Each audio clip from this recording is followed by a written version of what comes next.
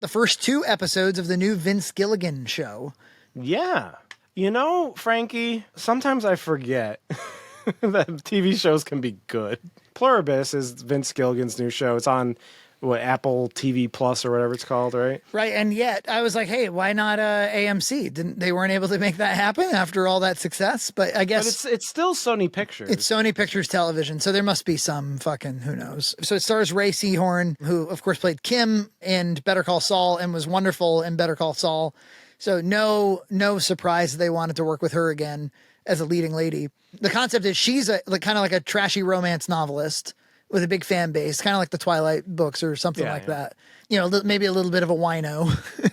There's been a discovery of this kind of extraterrestrial signal that's turned into kind of like a weird RNA strand, or, you know, like a viral strain that eventually, you know, infects, for lack of a better word, some of the lab people. Much like Invasion of the Body Snatchers, that inspires the next one to, you know, who gets snatched to go kiss another person, which then snatches them, which then snatches the next. So it's like a virus. And as you're watching, you're thinking like, oh, this is a horror movie. It's like a Invasion of the Body Snatchers kind of situation.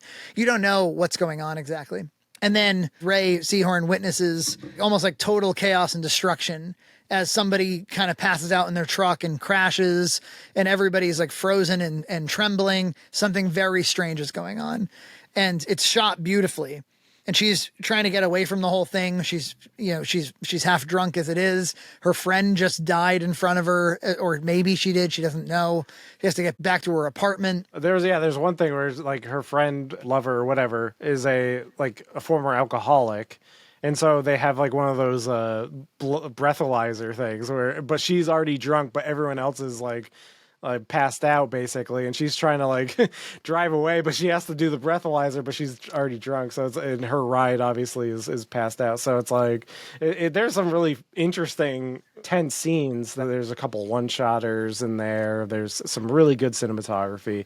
With Better Call Saul, I always remember those huge wide shots that they do where like the character will be like really tiny in the screen, and there's like usually a lot of layers and texture to the image. There's a lot of those like very steep angles, like so you get like a really unique vantage point of whatever you're looking at. Usually there's some sort of character reason or tension reason, or it's always great. It's always great to look at, and such a break from all the utilitarian stuff that you'll watch where it's just like, oh, we got the shot, reverse shot, we got the wide, we got the like it's shot on a stage. But this is not at all. I mean, they put money in this, no doubt about it. And also I think, you know, the team is extremely talented, and there's no accounting for talent. So spoilers, she ends up turning on the TV. She's wanting to, is the president talking about this? And the president has also been overcome by whatever's going on. And he starts speaking to her directly through the television. Oh, yeah. It was like the Secretary of Agriculture. It was somebody who's like, this is the closest person with a suit that was still alive. Because like during this event that like captured everybody,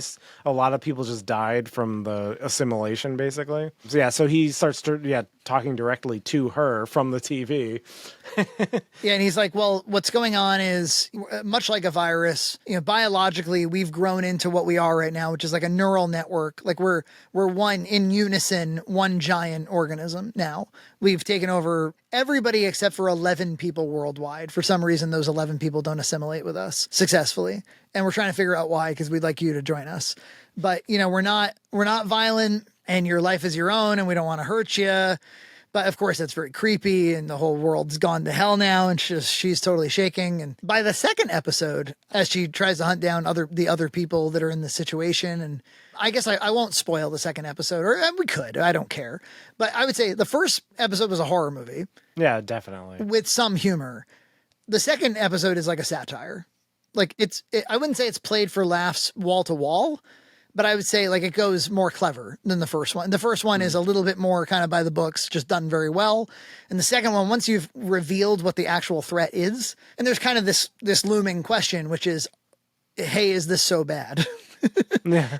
And in that regard, I feel like the show is some thinly veiled, maybe not so thinly veiled social commentary about well, COVID, obviously, this viral strain, but I was getting like GPT AI commentary. Yeah, yeah, especially when they're all simulated and they're like, "What? Like, how can we help you?" And how, like, it definitely felt like AI, like talking to Chat GPT. Towards the end of the second episode, one of the other survivors is just like having sex with the people now, and he's like, "Look, I mean, check this out. What's the square root of some complicated number?" And she answers it, and he's like, that seems like it's probably right. Reminds me of like using GPT. And she's like, "Oh, you're abusing these women." And it's like, "No, they want to. Well, ask them." And it's like, "We just want to please you." It's like, yeah, it feels like AI pleasing you.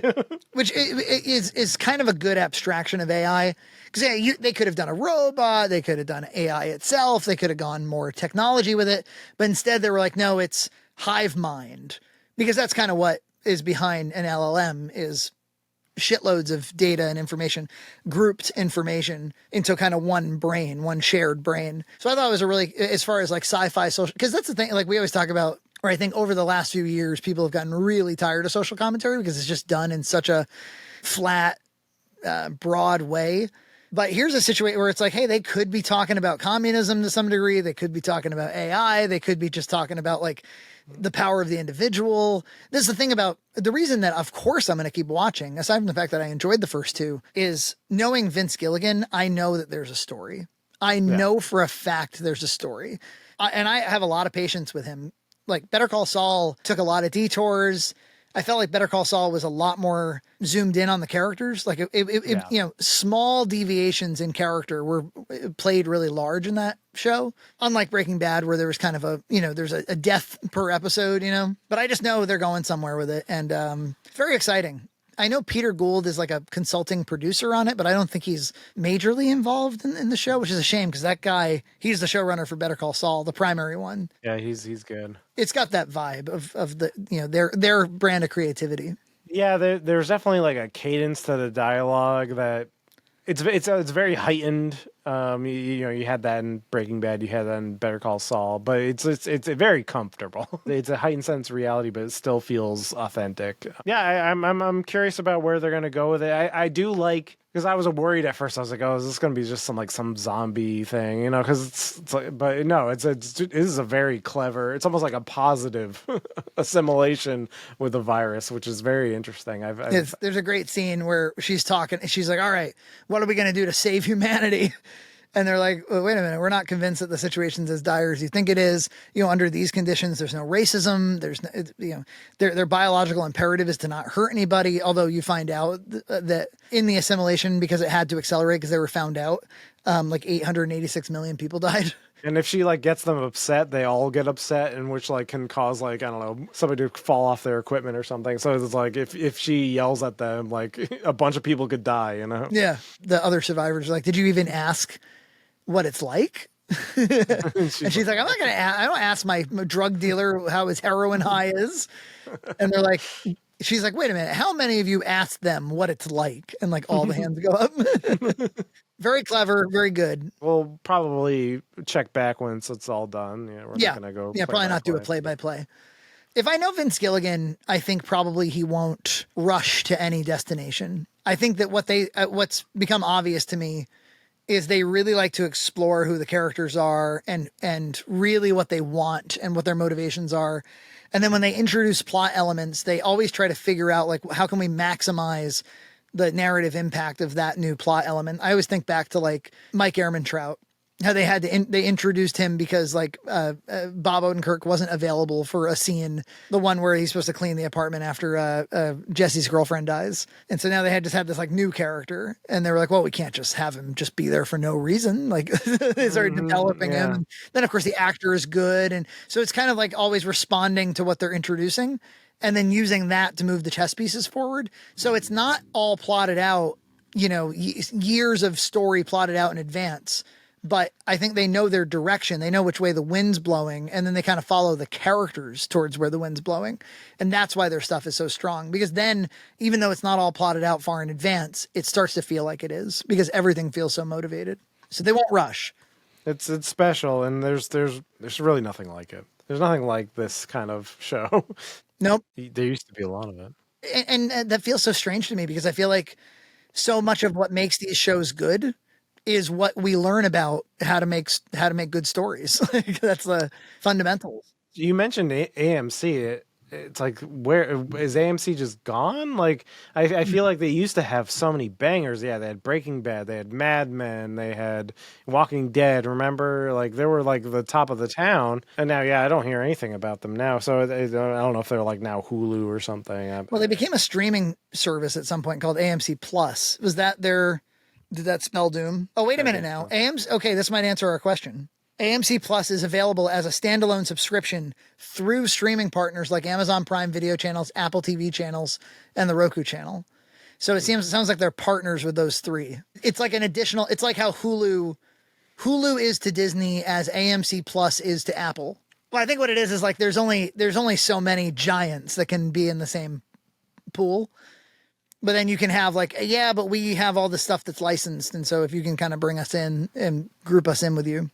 Yeah, it's just it's a different era where I do feel like I heard something recently is like 1/3 of the talent has left Hollywood. So wow, when you have that much of a talent shortage, they probably went to other places. They probably started their own companies. They probably work in insurance. They probably, for videos for insurance. They probably make YouTube content. I think there's just the talent is bleeding out of there. Yeah, is it really the best place to tell stories and to capture an audience? No. It's interesting too, though, isn't it? Like Vince Gilligan is not necessarily the guy you want to make a feature length movie. No, I mean the Breaking Bad movie there was okay. Yeah, it's fine, but I thought it was weak. Like it was for me by far the weakest thing that they made out of that whole endeavor. It just wasn't enough time to get something done, and I felt like they ended up moving the plot elements in a way that was ultimately very television-ish. Yeah, exactly. I think that's obviously, you did stuff for the X-Files and yeah, there's Breaking Bad, there's Better Call Saul. All that stuff feels more in his domain and the way he likes to unravel stories. So exactly, he always does that. I remember loving this about Breaking Bad when it first came out, where they would have those cold opens where somebody's just kind of quietly doing something and you don't know what you're watching, and it just the intrigue pulls you in, and it does end up connecting. And then they continue to do that through that whole series. Then through Better Call Saul, I think back to like Mike Ehrmantraut. You didn't know it was him, but we knew that he had a son named Matty who had died. And you saw there's like these hands that are like working on some, like, putting their hands in cement or something. And you don't know what's going on. It's all close ups. And then it reveals like Dad and Matty. And it's like their hands imprinted in cement. And that's the cold open. It was like, oh, wow. It's really good storytelling. Or like super wide shots of Walter and Skyler buying their first home. Yeah. And Walter having this totally different energy about him, this enthusiasm and this kind of like confidence and ego, even like where you could connect it back to kind of the person he's become. But there's this depression point that he had that it doesn't resemble this at all. And we don't see him close enough to really scrutinize. And also it kind of hides like you don't have to do the de-aging thing. Yeah, so true. Just like finding ways, all these really artistic ways to tell your story visually, sometimes silently. So one of the cold opens here is like one of the, I don't know what you would call them, like these zombies, neural cells. You don't know whether or not it's a survivor, because in the first episode you heard there were survivors. And then there's this woman who's filthy and she's wandering around. She looks like she has purpose, but you don't know if she's one of them or one of the survivors. And then she like commandeers an airplane and just starts flying an airplane and, an actual like, jetliner. And well, that's the thing. It's like, because even the kids, like, oh, you're like a gynecologist now too, right? Because you're assimilated. And everybody's everybody. Everybody's everybody and knows everything. So yeah, it's interesting. So at the moment you see her commandeer a plane and start to fly it, you're like, oh, I know what's going on. But it takes a couple of minutes to get pulled into the story. That's really good filmmaking. That's a simple little concept, which is like introduce something that you don't know what it is yet. And then let the details speak for themselves and let that tell the story. I mean, there's exposition in this. There's dialogue. I think you mentioned you were like the dialogue sounds and feels a little bit like their shows. There's a certain kind of, I don't know, like it's like a cadence, like a musicality. I don't know what to call it. It's like, I don't want to say it's like a sing-songiness, but there's like a rhythm. There's a rhythm to their dialogue. But it's not like Quentin Tarantino or Kevin Smith or something where it's like very stylized dialogue. But it's their sense of humor almost. Yeah. Yeah, absolutely. So check out Pluribus if you're looking for a really good TV show, or one that I think has a ton of promise. Even just watching a really good pilot or a second episode is enough to... It was 2 hours. It flew by for me. I guess to start with, what the fuck is happening? Subscribe to Red Cow Entertainment on Patreon for full episodes every other week.